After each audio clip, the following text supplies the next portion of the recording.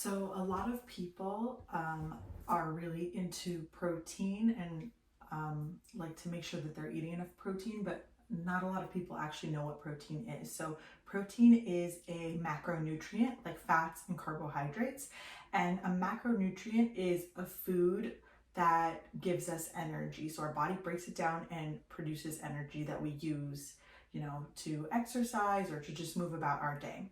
So the thing about protein is that it gives us the same amount of energy as a carbohydrate, but protein and carbohydrates give us less energy compared to fats. So protein is made up of amino acids, and there are essential amino acids and non-essential amino acids. So basically what that means is that our body produces some of them and others we have to get from external sources. And so amino acids are found in plant-based foods and animal-based foods. However, animal-based foods or complete proteins have all of the amino acids, while incomplete proteins, which can be found in plant-based sources, have some of them. So you can get all of your amino acids through plant-based sources. You just have to combine them. For example, having rice and beans, that will give you a complete amino acid profile as opposed to just rice or just beans.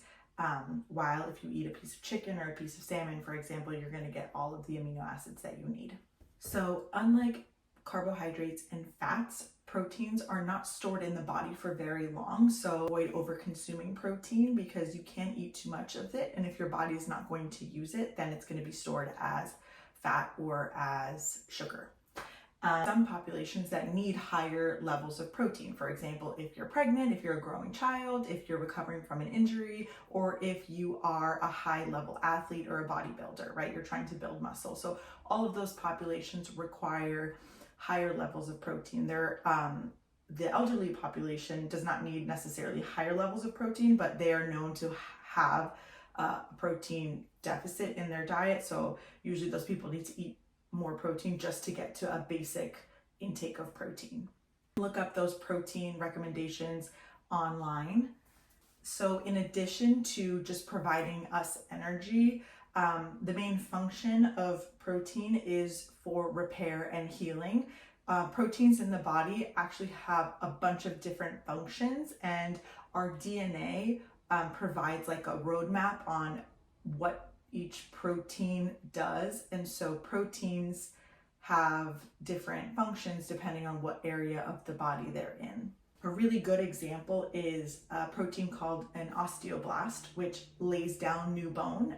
And then there's another protein called osteoclasts, which break down bone.